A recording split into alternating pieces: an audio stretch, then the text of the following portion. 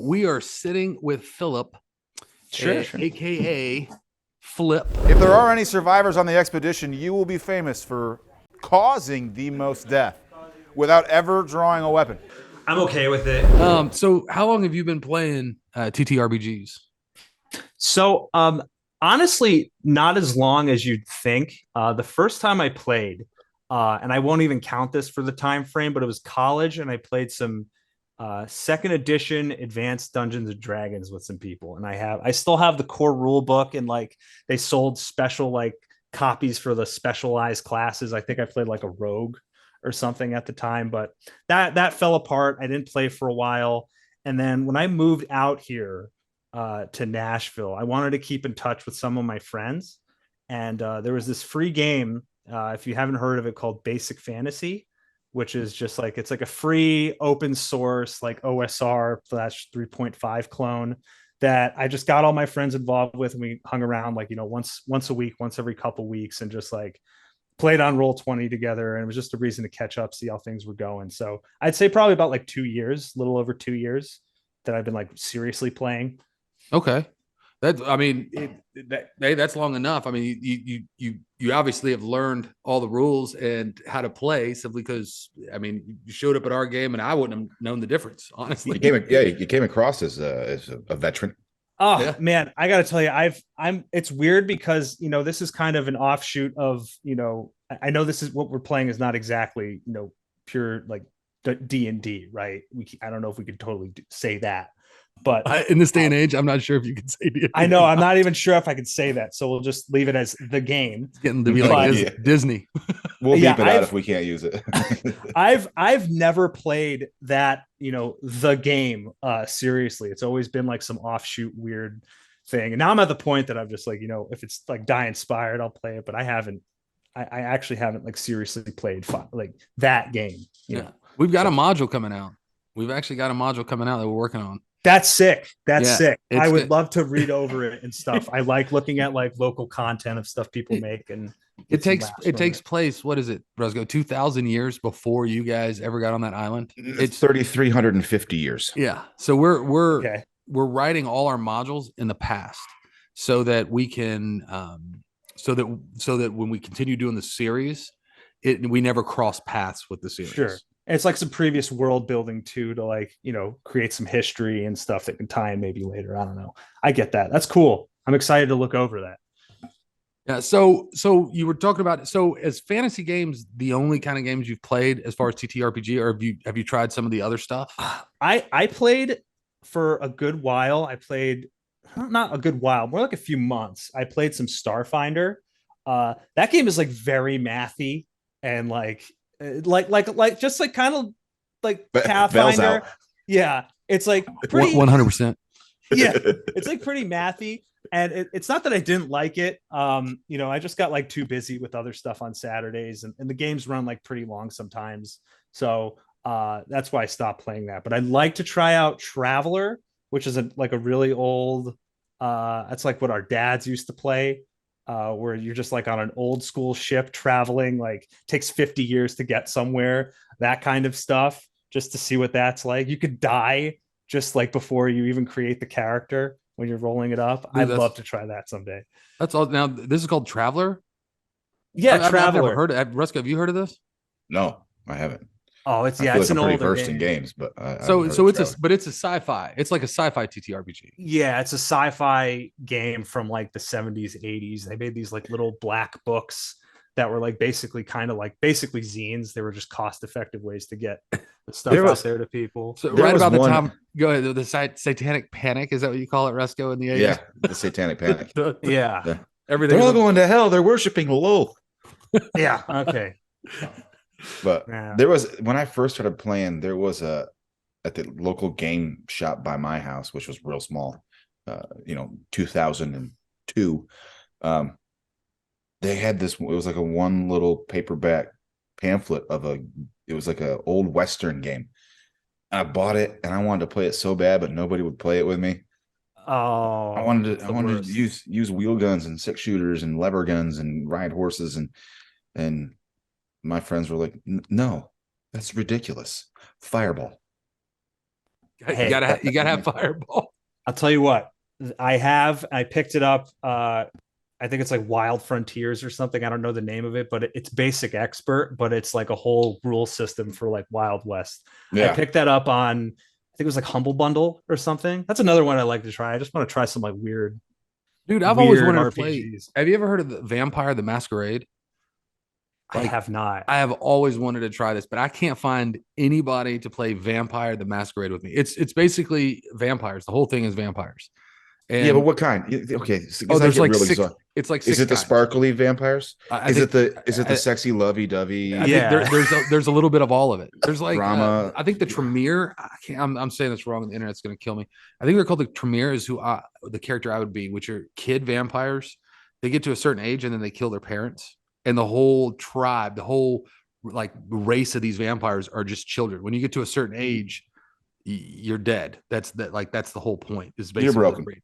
You're broken. I mean, Yeah. I am. It's not because of that gay, but I feel when you say like I can't find anyone to play this game because all my friends are like Rusco. He's just a 100% purist, and if it's not in the core handbook, dude, it's just not allowed. It's not allowed, right? It's just not allowed.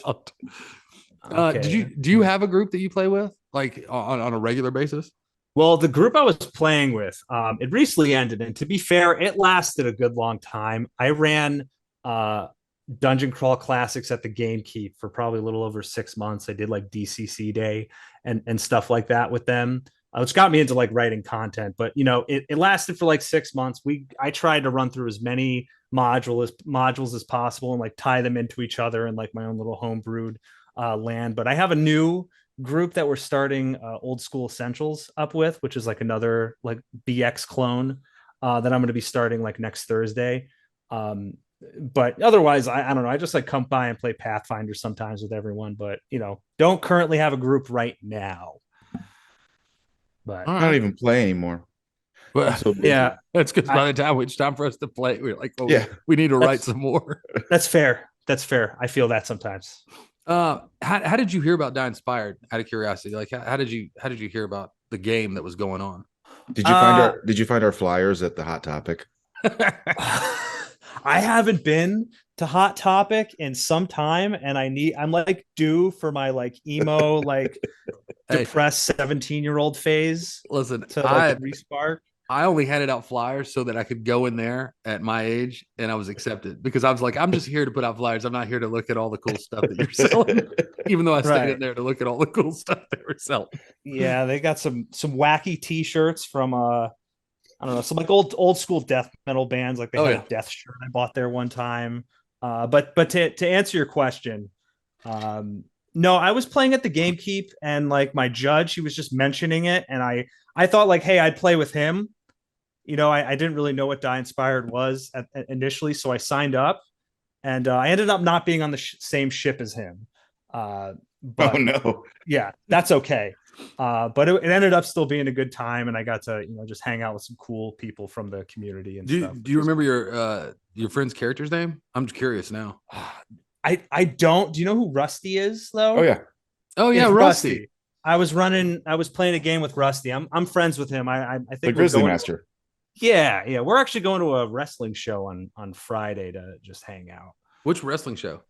It's the one in Gladeville. We connected a little bit off of that because before I moved here, I did like that independent pro wrestling stuff for a little while. Yeah.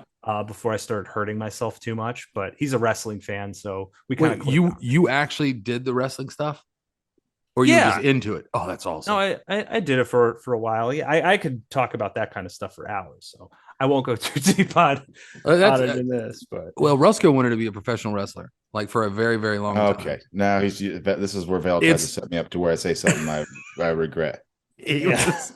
No, he was all-state wrestling champion. No, I wasn't all-state wrestling champion. Don't put that out there for the world to see, so that somebody can be like, I looked it up and that's not true. Did you or did you not wrestle in high school? I did wrestle in high school. Yeah, wrestle in high school. I wasn't bad. I was pretty good. He wrestled without a jock strap. We're gonna leave it at that. No, I still look good in a singlet. Yeah. I leave it that way too. I say, like, you know what? I wasn't the worst. I was able to manage. I survived high school wrestling, right? Nice. You make it through and you don't break any bones. And if you're lucky, you get a scholarship. Right? I broke bones. I had both my shoulders rebuilt. Yeah, I'm good. I'm good. Right? Yeah, dude. Yeah. I'll be sitting out on the porch. We'll be writing something. He'll be like, "Oh, it's about to rain." You can feel it. Yeah, the pressure. Yep. Like, what's the matter with you, man? He's like, I'm just broken. You know, he's like 20% metal. Pins in it. Pins in everything. Metal. He's basically the Terminator. Yeah. Yeah. That's awesome. Well, I mean, I wouldn't want to see him in a singlet, but whatever. Yeah. Yeah. So Rusty was on another ship. All right. So when you got to the room, right? Because we kind of ask a lot of people this. So when you go through the swinging, you know, the western doors at the keep, you know, it's like, how did it feel? Did you know anyone else there at all? Have you seen any of the other players, like maybe sit in on a game or two at the game keep at all, or where is it all strangers? Oh, Snappy's frozen. Except his voice cut out too. We could have done without his picture the whole time. Wait, are you talking to me? Yeah, you cut out. You guys were frozen. I was saying, I was like, no, right, he's frozen.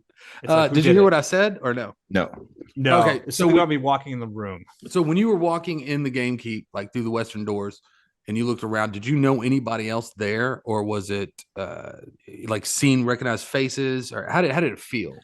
There was one person, and he sat to my right, and I'm very sorry I forgot his name because I'm actually friends with him at the game keep. He was wearing like the black, like the face paint, and was just like really Seamus. Yeah. That's not his real name. It's not his real name. Right. Yeah, but he got me into Starfinder. He was like very nice enough to like help he was one of the few people in that group that like, you know, was very welcoming and you know, got me involved in it, and we got like food together and stuff. So I liked him a lot, but otherwise, no, it was pretty much all just new faces. Wow. That's the kind of intensity we kind of wanted to get. And we were terrified too. So we'll just put it out scared there. Shitless. Yeah, scared shitless. Was it a little bit intimidating walking in and seeing all those people in one setting? Or like, what was your thought when you sit down at a table and there's so many people, like these guys are either idiots or this is going to be a good time? Well, like I mentioned, I've never actually like seriously played the game or the edition. So I felt like I was like, I'm just way in over my head. I thought it was just going to be like maybe like a group of, you know, normal tables that we could all just run our own separate things. So I didn't truly like, know what the format was going to be. But, you know, I just rolled with it at that point because I was there and, you know, just wanted to see how it played out. It ended up being a really good time. You guys did an awesome job. And, you know, definitely excited to come back if there's whenever the next season happens. Oh, we've got some stuff in the works. We got big plans. We got big plans. The last episode aired. It was fateful. You jumped in the boat. Seamus urged you to jump in the boat. She's like, you do you. It's like, I want to do it. Set up the whole thing, and then a chain reaction happened, and you ended up being the last one out of the boat. I didn't know. No, I think Fryer came into that boat even late. Or no, that was it. Fryer was the one. Fryer, yeah. Okay. Yeah. So I've got two questions. Oh, go ahead. So, do you consider yourself a good guy? Yeah, I mean, look, it didn't play that way. No, we had it all set up. I forgot what the spell was because it's been a while, but Seamus cast the spell to make it possible guidance for me to like really just line up and just land perfectly. But you know, I was not expecting that. It kind of made sense why it had to happen. Only so many people can make it out alive. But if I knew that was going to be the result, I would just hang out in like the lower quarters and just grab the booze or the ale and just drink all the rum you could until it was time to go. Yep, until it was time to go and just. I don't know what happened. It felt like Daenerys was really mad at that ship. Like he really did not like that lifeboat. No. He really wanted you guys dead for some odd reason.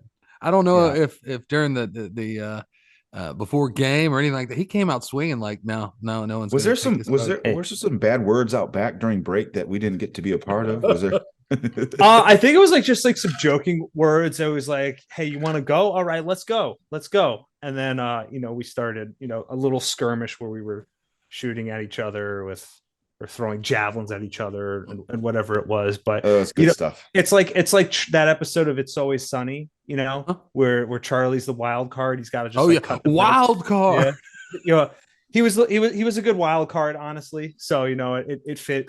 It fit pretty well into all of it. He said, because I cut the brakes. Wild card, bitches. Yeah, dives out. Oh, it's awesome. I laughed so hard when I saw that. So when you were jumping from the boat, if you had to name one song like a soundtrack, right? When you were jumping, what would the song be when you were jumping from the ship to the lifeboat?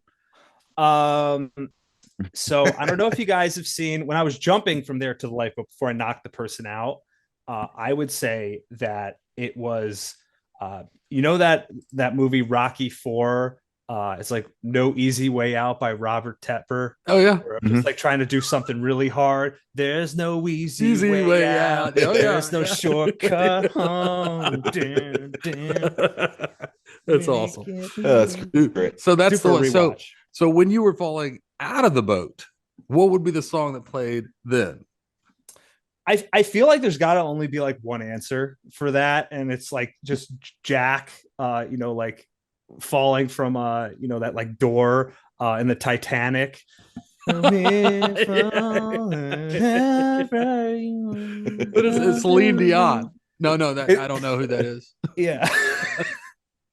No, I don't know. I forgot. I don't know the lyrics to it. I feel if I was good at computers, I would like embed that in this somehow and have that play as the background music. I'm not. It might be copyrighted, but yeah. If I was good at computers, it would have Rick Astley in your picture instead of you. Right. There's no strangers to love. No strangers, dude. Did you read the emails leading up to the game? Just out of curiosity. So there was like a couple of them that were sent. I spent time reading like maybe if you guys sent me 3, I probably read 2 of the 3 of them, just preparing to like help create a character and reason as to like why I'd be on the ship and where we were like traveling to and that stuff. So we've got those journals, the emails that we sent out to everyone. We did a video, and the first one's going to be released. Is it tomorrow, Rusco, or I think it's tomorrow. I think it's tomorrow is the first journal. So it's going to be Captain Reslin's journal that's read by a voice actor. So you're going to be able to hear the emails because every ship got their own emails. Like every week would be a journal entry from their captain. And right. So, but the players of that ship they only got that journal. So tomorrow, all the players that played will see all the other emails in storyteller form from a voice actor. And that should release tomorrow. It's pretty cool looking, and it gives you background to go like, oh yeah. So because some of this makes sense now. Like what's the point of all this? Why are these ships here? Because we didn't really play that out, right? We didn't really explain in our show what's the point. What are all these people here for? Yeah, that makes a lot more sense. This will help explain some of that. That's really cool, and that's a lot of cool dedication from you guys for like writing all that and the continuity of all the ships coming together and I don't know. I think that's really awesome, you guys. Yeah, that's I could see that. Yeah, we want we have an overall. There's an arc, right? I mean, if it's up to us, we're going to do this series for numerous years, and then there's it's all one story. So it's a campaign that it seems like this is chaotic and everyone's dying. But there's an overall story arc over many years. Like when season 2, when we bring back the survivors of season 1, they're going to just continue from where they stopped at, and the adventure will continue.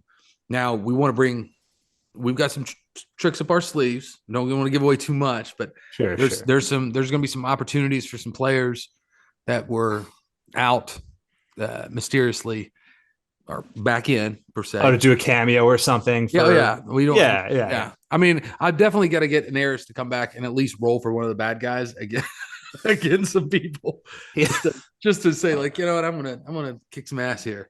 So for sure. So Rusco, I mean, You got anything else? I just, I wanted to make sure that No, I I don't. thought you were frozen again. I was like, son of a bitch. No, I was thinking.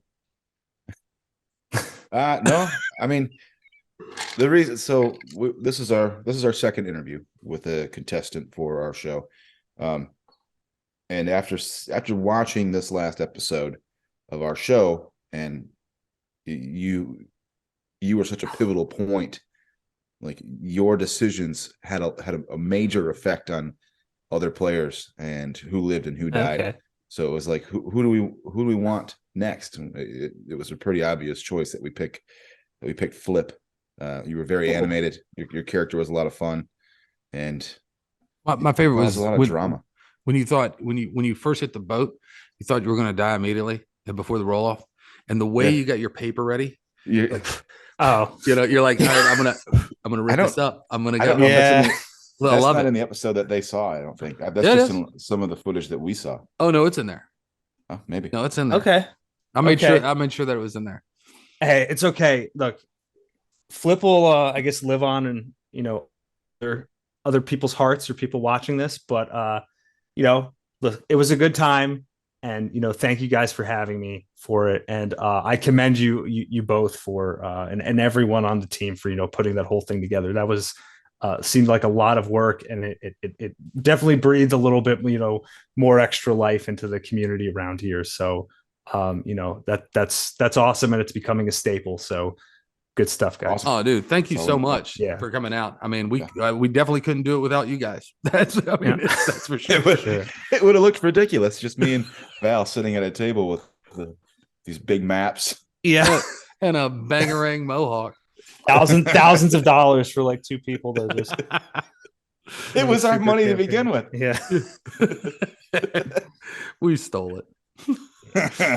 All right, awesome. Well, thank you, Flip. Phil. Yeah, cool. Flip. Thank you so much. Cool meeting you guys, dude. Cool meeting you. And I want to check out. I want to get my hands on one of the zines. So how do I do that? Oh yeah. So So let me right real quick before we said, let me go ahead. Let me set you up for that. If somebody wants to see your product or what you're doing, or know more about you, how would they contact you? How would they go about by getting stuff?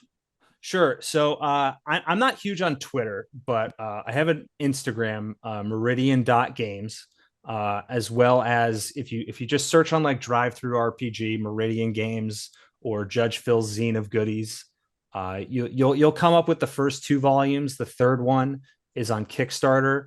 Judge Phil's Zine of Goodies, Volume 3, Downtime Delights and Dangers.